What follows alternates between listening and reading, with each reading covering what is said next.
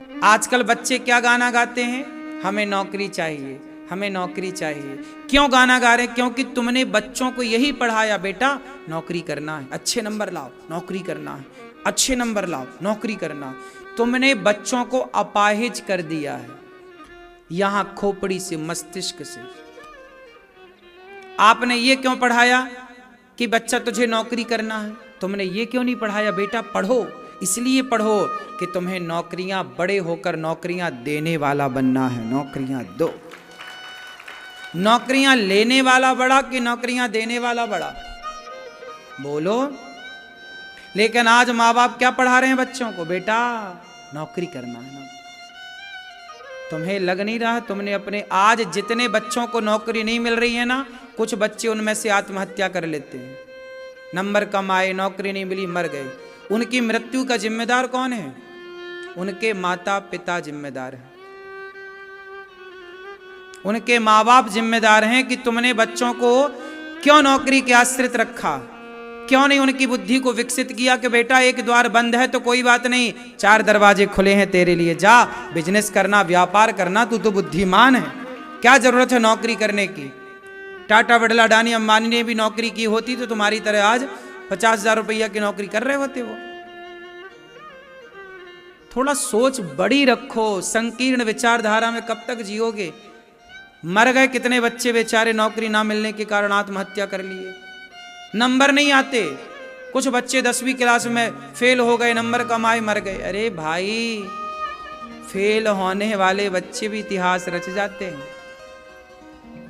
आप बच्चों को बहुत टॉर्चर करते हो, नंबर लेके आना है, नंबर लेके आ, खा सब्जी बना के खाओगे नंबरों की? क्या करोगे नंबरों का? पढ़ाई लिखाई बुरी नहीं है, पर टॉर्चर बुरा है, प्रेशर देना बुरा है। बच्चे की जितनी क्षमता है, पढ़ रहा है ठीक है, उसे पढ़ाई ठीक है, पर क्या बिना पढ़े लिखे लोग सफल नहीं हुए? बताओ। क्या बिना पढ़े लिखे लोग इतिहास नहीं रचे? बताओ। फिर बच्चों को ऐसे मोटिवेट करो, ऐसे बताओ कि बेटा पढ़ना जरूरी है, ठीक है, नंबर लाओ, ठीक है, लेकिन बेटा तुम्हें बड़ा होकर ना बिजनेस करना है, व्यापार करना है, ऐसा बनना है कि तुम्हारे पास 4 लोग नौकरी लेने आए। आज तुम्हारी क्लास में जो ज्यादा नंबर लेके आया है, तुम्हें ऐसा बनना है कि वो ज्यादा नंबर लाने वाला तुम्हारे यहां नौकरी करे। ऐसे क्यों नहीं पढ़ाते? क्यों? कम नंबर वाले के यहां ज्यादा नंबर वाले नौकरी कर रहे हैं कि नहीं? बोलो हां कि ना। तो आज जितने बच्चे पढ़ाई लिखाई के नाम पर आत्महत्या करते हैं, नौकरी के नाम पर, उसका जिम्मेदार स्वयं उनके माता पिता हैं। तुमने बच्चों को केवल एक ही रास्ता बोला है कि बेटा केवल नौकरी है, नहीं तो कुछ नहीं है, नौकरी है नहीं तो क्यों? संसार में बहुत सारे दरवाजे खुले होते हैं हमारे लिए। क्यों बेटा, बात सही है। हम नौकरी नहीं कर पाए, हमने अच्छे नंबर नहीं लाए, कोई बात नहीं, हम दूसरे फील्ड पे जाएं, दूसरा काम कर लें, हम बिजनेस कर लें, व्यापार कर लें, उद्योग कर लें, क्या नहीं कर सकते भाई? बताओ, कितने रास्ते खुले। क्या नहीं कर रहा है आज का आदमी? अनपढ़ आदमी, कितने लोग आज भी बाजार में ऐसे बैठे हैं जो बड़े बड़े बिजनेसमैन हैं, पर उनको अच्छे से पढ़ना लिखना नहीं आता, लेकिन बहुत सफल व्यापारी बने। काम का उनके घर में पढ़े लिखे सीए 10-10 सीए काम कर रहे हैं। पढ़े लिखे लोग तो पैसों में मिल जाते हैं, पागल। खोपड़ी है, बुद्धि है, तो पढ़े लिखे लोग तो पैसे मिल जाएंगे। हम कितने चाहिए पढ़े लिखे लोग बताओ, पैसे में आ जाएंगे। 50,000 रुपया महीना ढेर मिल जाएंगे। पढ़ाई लिखाई की वैल्यू से ज्यादा खोपड़ी, मस्तिष्क, बुद्धि की वैल्यू है। कई बार अनपढ़ आदमी पढ़े लिखों को चलाता है, नहीं चलाता। फिर तो ये सब पाठ काहे नहीं पढ़ाते बच्चों को? मरने पे मजबूर कर देते हैं माँ बाप बच्चों को, इतना टॉर्चर, नंबर लाना है, नंबर लाना है, खाओ नंबर खाओ। क्या करोगे नंबर का? क्यों? आजकल बच्चों का बचपन खत्म हो गया, ना बच्चों को खेलने का समय है ना कूदने का समय, बस दिन भर झोला उठाए भागते, स्कूल भागते, कोचिंग भागते, खेलने खाने। आप लोग जितना खेलते थे ना, अब आज के बच्चे उतना नहीं खेल रहे हैं। तुमने बचपन गवा दिया बच्चों का पढ़ाई के नाम पे। ना बच्चों के खेलने का टाइम है, ना घूमने का टाइम है। क्यों? पढ़ाई बुराई नहीं है, पढ़ना चाहिए, खूब पढ़ना चाहिए, लेकिन पढ़ाई कर चाहिए नहीं कि सिर्फ पढ़ाई हम करेंगे तो ही हम सफल होंगे, हमारे नंबर ज़्यादा आएंगे तो ही हम सफल होंगे। हमारे नंबर कम आए कोई बात नहीं, फेल हो गए हम कक्षा में तो भी कोई बात नहीं, फेल होने वाले के घर में भी पास होने वाले काम कर रहे हैं। बात सही है? फिर बच्चों को वो पढ़ाओ जिस पढ़ाई से उनका लोक परलोक संवर जाए। बच्चों को आप क्या पढ़ाओ? धर्म पढ़ाओ। बेटा धर्म क्या है? आजकल पढ़े लिखे तो हैं बच्चे, चरित्रहीन हो गए पढ़ लिख कर। बच्चों को धर्म पढ़ाओ। बेटा धर्म क्या है? चरित्रवान बनना है, समाज की सेवा करना है। सबसे अधिक पढ़ा लिखा आप किसे मानते हैं? बताओ, सबसे ज्यादा पढ़ा लिखा कौन? रावण ज्यादा पढ़ा लिखा कि राम ज्यादा पढ़े लिखे? बोलो बोलो। डिग्रियां देखोगे तो डिग्रियां रावण की ज्यादा है। रावण ज्यादा पढ़ा लिखा था लेकिन राम से हार गया। राम तो कम ही पढ़े लिखे थे रावण के आगे। वो अलग विषय है कि राम भगवान हैं, पर सामान्य दृष्टि से देखा जाए तो रावण ज्यादा विद्वान था। इसलिए तो कथा ये भी आती है कि राम जी ने लक्ष्मण जी से कहा कि जाओ इससे कुछ सीख लो। आखिरी समय जब उसे बाण लगा तो राम जी ने खुद कहा लक्ष्मण जी से, जाओ लक्ष्मण, अब ऐसा विद्वान इस धरती पे ना पैदा होगा, जाओ कुछ उपदेश ले लो। तो रावण विद्वान तो था ही, इसमें कोई आश्चर्य नहीं है, कोई किंतु और परंतु नहीं है। लेकिन वो विद्वान होने के बाद भी आचरण कैसा था उसका? मायने ये नहीं रखता कि आप पढ़े लिखे कितने हैं, मायने रखता है कि आपका आचरण कैसा है, व्यवहार कैसा है। राम कम पढ़े लिखे थे पर आचरण व्यवहार अच्छा है, पूजा होती है। रावण ज्यादा पढ़ा लिखा था पर भी पुतले जलाए जाते हैं। तो हम बहुत पढ़े लिखे हैं पर हमारा आचरण व्यवहार गलत है, तो क्या करेगी पढ़ाई? आप बहुत पढ़े लिखे हैं लेकिन अपने बाप का सम्मान नहीं करते। आप बहुत पढ़े लिखे हैं, अपनी माँ का आदर नहीं करते। हम थोड़ा कम पढ़े लिखे हैं पर माँ की आरती उतारते हैं। बताओ समाज में किन बच्चों की जरूरत है जो पढ़ लिख कर माँ बाप का अनादर करें या कम पढ़े लिखे होकर के भी माँ बाप का सम्मान करें? हमें वो बच्चे चाहिए जो माँ बाप का सम्मान करें। हमें वो बच्चे चाहिए जो दीन दुखी के काम आए, जो सबकी हेल्प करें। आज पढ़े लिखे लोग कर तो रहे हैं जरूरत से ज्यादा भ्रष्टाचार।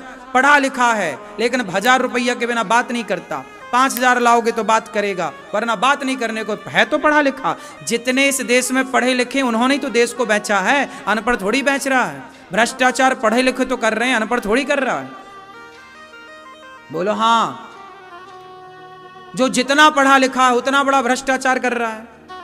जो जितनी बड़ी पोस्ट पर है, जितने बड़े पद पर है, बड़े पद पर है मतलब पढ़ा लिखा है, पढ़ के गया, क्या कर रहा है वो?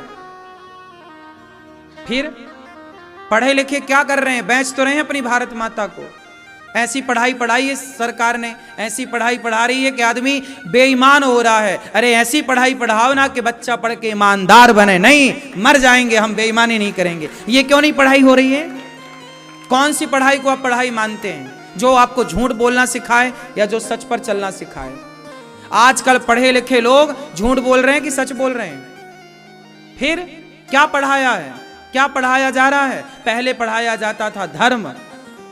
पहले का आदमी हरिश्चंद्र जैसा होता था, मर गया बिक गया पर धर्म नहीं छोड़ा, सत्य नहीं छोड़ा, प्राण जाए पर वचन न जाए। और आजकल का आदमी तो पैसे के लिए कपड़े, बॉलीवुड क्या कर रहा है? नंगा घूम रहा है बॉलीवुड। पैसे के चक्कर में कपड़े उतार के घोड़े ने फोटो खिंचवाई। बोलो हाँ। फिर ये तो पैसे के लिए नंगे होने को तैयार हैं। ये पढ़े लिखे लोग प्रचार कर रहे हैं, दाने दाने में केसर का दम। ये पढ़े लिखे लोग प्रचार कर रहे हैं। संडे हो या मंडे, अंडे का प्रचार पढ़े लिखे लोग कर रहे हैं। जंगली रमी डाउनलोड कौन करा रहा? पढ़े लिखे लोग डाउनलोड करा रहे हैं। पढ़े लिखे तो हैं, पर तुम्हारे बच्चे को जुआ खेलना सिखा रहे हैं, तुम्हारे बच्चों को गुटखा खाना सिखा रहे हैं। मुझे पीने का शौक नहीं, पीता हूं गम भुलाने को। पढ़े लिखे तो हैं ये, तुम्हारे बच्चे को शराब पीना सिखा रहे हैं। आग लगे ऐसी पढ़ाई में जो तुम्हें झूठा बना दे। हम कम पढ़े लिखे हैं पर सच के राह पर चलते हैं। आप भी अपने बच्चों को सच की पढ़ाई पढ़ाना। बेटा मर जाना अच्छा है, झूठ काहे बोलना यार, सच बोल के जिएंगे हम। क्यों मेरी माँ, क्या बोलती तू? सच बोलना है। और आज की पढ़ाई क्या सिखा रही है? बोलो, झूठ सिखा रही है कि नहीं? आजकल के बच्चे स्कूल जाते हैं, झूठ बोलना सीख जाते हैं। क्या मजाल, पहले का बच्चा झूठ नहीं बोलता था। पहले लोग झूठ बोलने से डरते थे। पहले लोग 1 लाख रुपया देने के बाद भी झूठी गवाही नहीं देते थे। आजकल तो आदमी 1 कप चाय में झूठी गवाही दे दे, यार तुमने चाय पिलाई, चलो हम तुम्हारे लिए झूठ बोलते हैं। पहले आदमी चींटी नहीं मारता था। पहले का अनपढ़ आदमी चींटी मारने से डरता था। और आजकल का पढ़ा लिखा अपने बाप को मारता है, अपनी मां को मारता है, और पैसा ले दे के मर्डर और करा देता है। बोलो हाँ कि ना? इसलिए पढ़ाई आजकल सरकार जो पढ़ा रही है वो पढ़ाई है ही नहीं, कचरा है।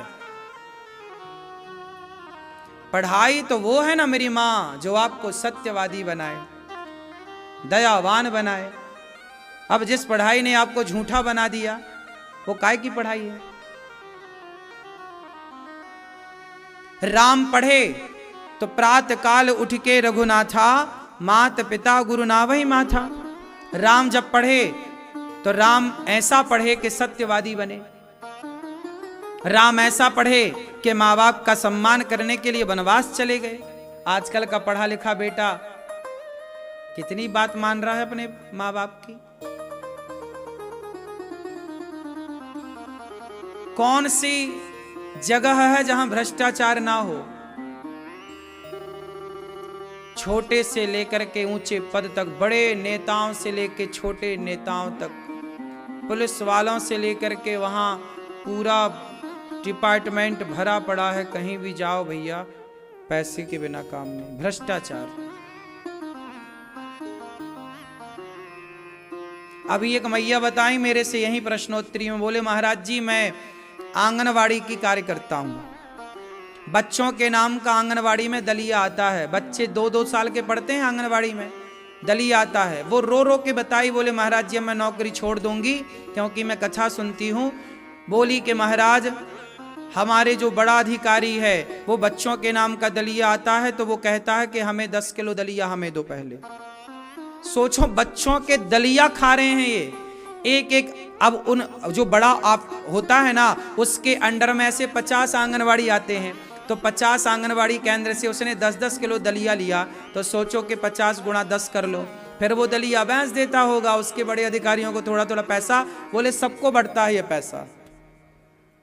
अब सोचो ये भ्रष्टाचार है। जो 2 साल का बच्चा है उसके नाम का जो दलिया आता है वो भी भ्रष्टाचार की बलि चढ़ता है इस देश में। ये बात सही है कि गलत है? अब बताओ।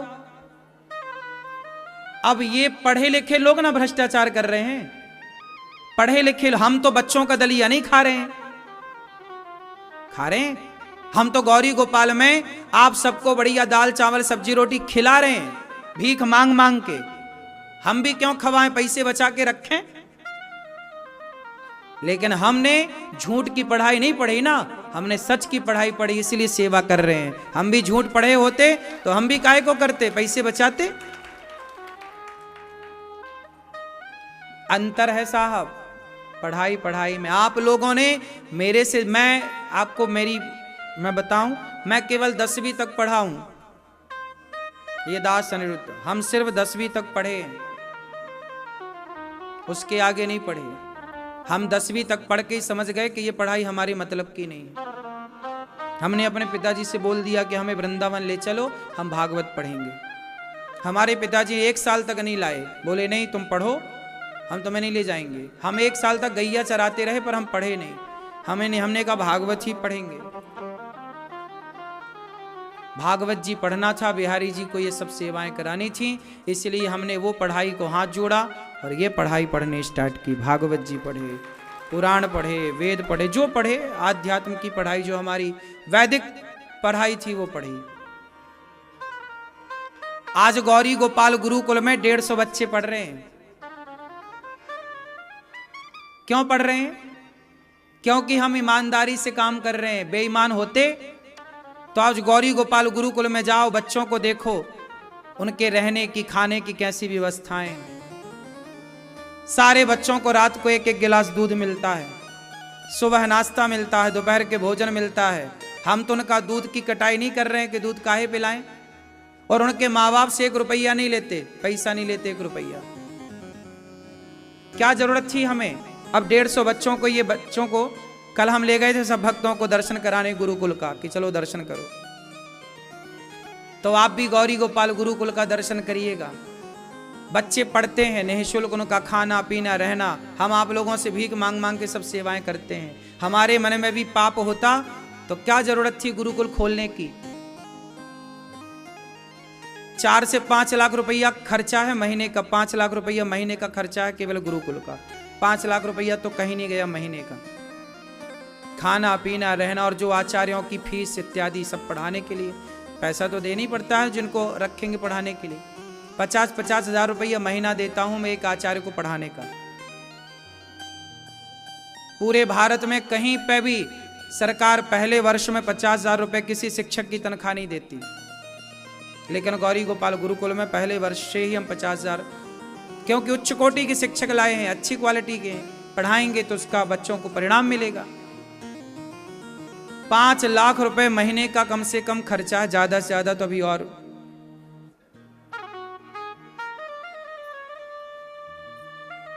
अब 150 बच्चों को आप हिसाब लगा लेना घर में बैठ के, एक गिलास दूध का, रोटी का, भोजन का, वहां उनकी रहने की, खाने पीने की, सबकी व्यवस्थाएं। पैसे तो लगते ही हैं काम में, लेकिन ये सारा काम हो रहा है यहां पर। क्यों? क्योंकि हमारे भीतर बेईमानी होती तो हम क्यों करते?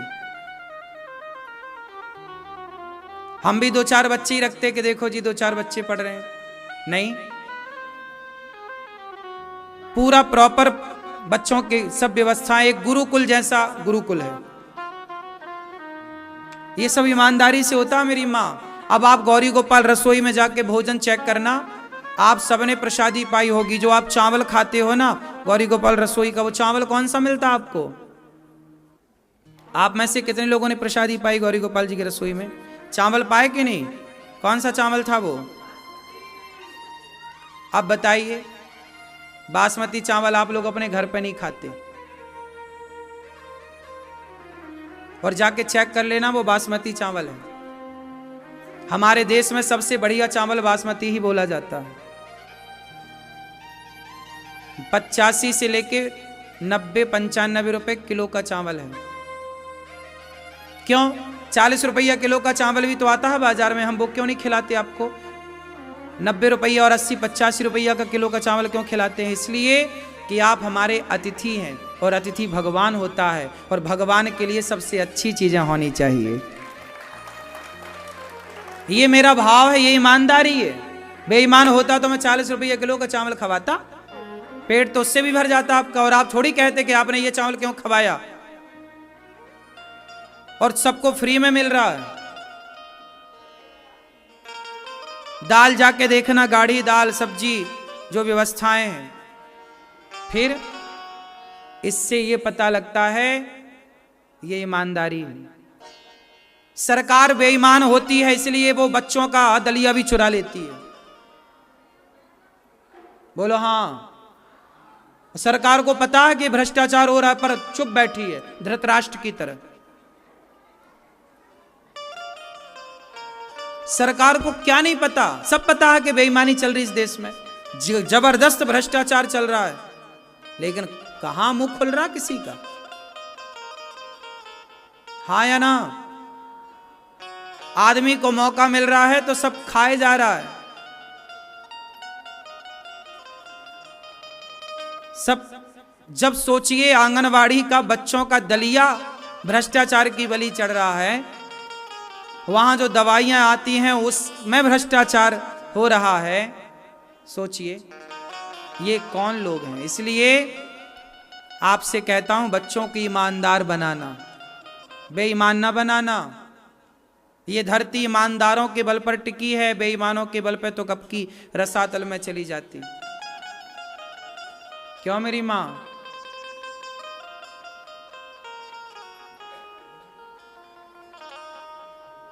गौरी गोपाल आश्रम में माताएं रहती हैं, 290 माताएं। ईमानदारी से उन मां की सेवा करता हूं। उन मां को कोई दवाई की कमी ना हो, उन मां को कोई चीज की कमी ना हो। ईमानदारी है। सरकारी वृद्धाश्रमों को जाके देख लेना, सरकारी व्यवस्थाओं को जाके देख लेना। मैंने आपको बताया था ना कि सरकार की ओर से यहां पर एक अन्य क्षेत्र खोला गया वृंदावन में। 1 महीना ना चला पाई सरकार, और ये गौरी गोपाल में अन्य क्षेत्र 5 साल से चल रहा है, कोरोना काल से। तो इसलिए मेरी मां, क्योंकि करने वाला ईमानदार है तो करेगा, और करने वाला ही बेईमान हो जाएगा तो कुछ ना हो पाएगा। तो ये ईमानदारी का प्रमाण है कि गौरी गोपाल में जितनी सेवाएं चल रही हैं, इतनी सेवाएं आप आके देख भी नहीं पाते। यहाँ इतनी सारी माताएं हैं कि सभी माताओं का आप दर्शन भी नहीं कर पाते। यहाँ घूमने के लिए आपको कम से कम 2 से 3 घंटे का समय चाहिए, तब आप यहाँ की बारीकी को देख पाओगे। आप आए 10 मिनट में देख के चले गए, 10 मिनट में आप कुछ नहीं देख पाते। आपको समझने के लिए यहाँ की सेवाएं सोचिए। जबकि मैं बहुत ज्यादा पढ़ा लिखा नहीं हूं, लेकिन गौरी गोपाल आश्रम की सभी सेवाएं देखो सुव्यवस्थित चल रही हैं।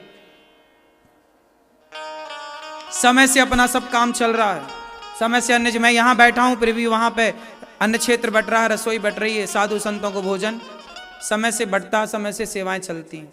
टाइम टू टाइम काम होता है, समय से काम होता है। क्यों होता है? क्योंकि ईमानदार हैं।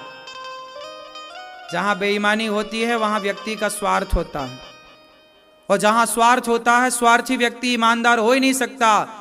इसलिए अपना निज स्वार्थ छोड़ करके हम देश के लिए, समाज के लिए सोचेंगे, तब ईमानदार बनेंगे। ईमानदार वही होगा जो सबके लिए सोचता होगा। जो अपने लिए सोचा वो स्वार्थी है, वो ईमानदार नहीं हो सकता। अपने लिए सोचता है इसलिए तो आदमी दूसरों का पैसा ले लेता है।